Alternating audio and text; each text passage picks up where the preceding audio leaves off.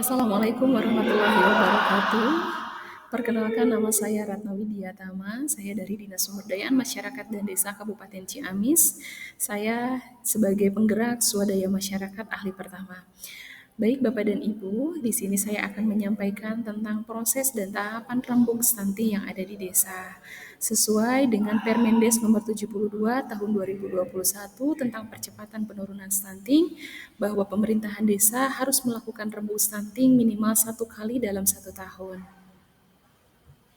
Rembuk stunting merupakan forum musyawarah atau diskusi di tingkat desa atau komunitas yang bertujuan untuk membahas permasalahan stunting secara komprehensif, yang merupakan strategi percepatan serta penanganan yang tepat. Dalam kegiatan rembuk stunting, diharapkan pemerintahan desa dapat mengintervensi 2 kegiatan. Yang pertama, intervensi secara sensitif dan intervensi secara spesifik. Intervensi secara sensitif fokus pada mengatasi penyebab tidak langsung stunting seperti kurangnya akses air bersih dan sanitasi serta kurangnya kesadaran gizi dan kesehatan. Yang kedua terkait intervensi spesifik. Ini fokus pada mengatasi penyebab langsung stunting seperti kurangnya asupan gizi dan infeksi. Alur tahap perencanaan di desa, tentu segala bentuk perencanaan harus tercover dalam musyawarah perencanaan yang ada di desa.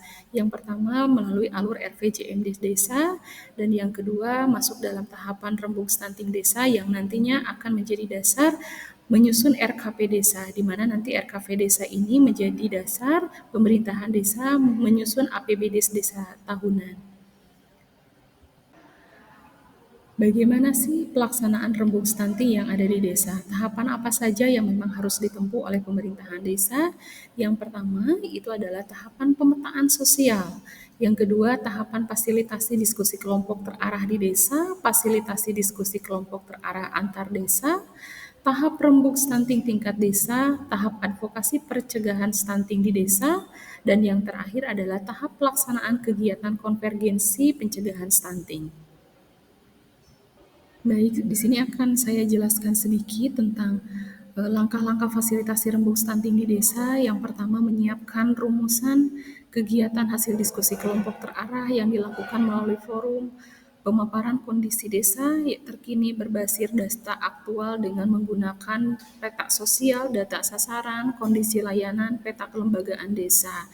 Nah, pemaparan kondisi ini dapat disampaikan nantinya oleh kader KPM stunting yang ada di desa. Jadi, kegiatan rembuk stunting ini memang harus berbasis data. Yang ketiga, pembahasan rancangan kegiatan konvergensi stunting di desa. Hasil perumusan kegiatan yang dilakukan melalui pemetaan kondisi desa seperti yang disebutkan pada poin 2 tadi. Yang pertama, evaluasi program dan kegiatan penurun stuntingnya bagaimana yang ada di desa. Apakah strategi kegiatan sudah tepat? Apakah pelaksanaan dan sasarannya sudah tepat? Apakah usulan program ataupun kegiatannya telah menjawab permasalahan stunting yang ada di desa? Lalu langkah selanjutnya, segala bentuk apa yang sudah disampaikan oleh kader KPM, oleh Dinas Kesehatan, ataupun dari para penyuluh, baik itu penyuluh KB ataupun penyuluh pertanian, dituangkan dalam notulensi. Lalu tuangkan hasil kesepakatan tersebut melalui kegiatan ke dalam formulir rekomendasi kegiatan konvergensi penanganan stunting. Langkah selanjutnya, melakukan fasilitasi kesepakatan untuk berkomitmen dalam melaksanakan rapat koordinasi minimal setiap 3 bulan 1 kali.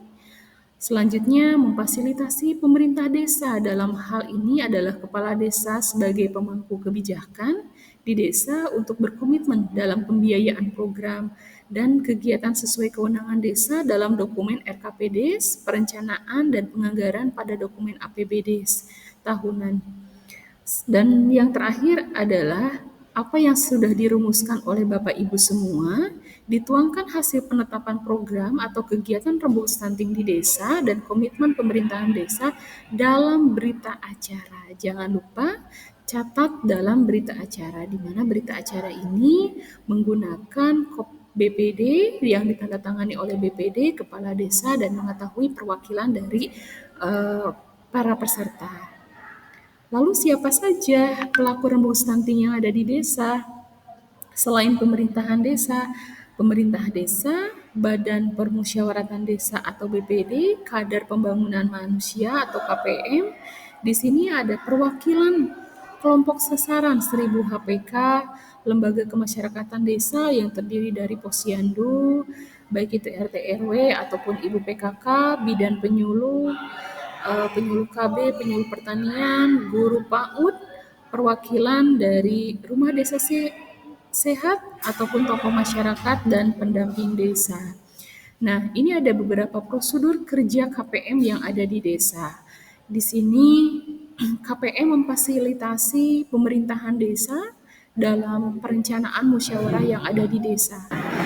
Jelas sekali sesuai dengan peraturan Presiden nomor 72 tahun 2021 tentang percepatan penurunan stunting di desa, kader KPM bekerja memfasilitasi keposyanduan dan pencegahan stunting yang ada di desa. Baik Bapak dan Ibu, kesimpulan dari proses rembuk stunting yang ada di desa, yang pertama itu adalah usulan harus berbasis data. Yang kedua, peserta yang hadir pada saat rembuk stunting mewakili unsur-unsur yang berkepentingan. Yang ketiga, mengambil keputusan di desa, yakni Kades harus hadir dan terlibat dalam kesepakatan yang dibuat sesama dalam forum itu. Yang keempat, hasil rembuk stunting yang menjadi dasar atas kegiatan program pencegahan stunting. Yang kelima, kegiatan usulan harus dapat terukur, efektif, dan dapat dilaksanakan. Dan yang terakhir, rembuk stunting desa menjadi advokasi atas percakapan perencanaan reguler desa sehingga dipastikan masuk dalam dokumen RKP Desa, daftar usulan RKP Desa, dan APBDes Desa. Sekian pemaparan dari saya terkait proses perencanaan rembuk stunting di desa. Terima kasih. Hatur nuhun. Wabillahi taufiq wal hidayah. Wassalamualaikum warahmatullahi wabarakatuh.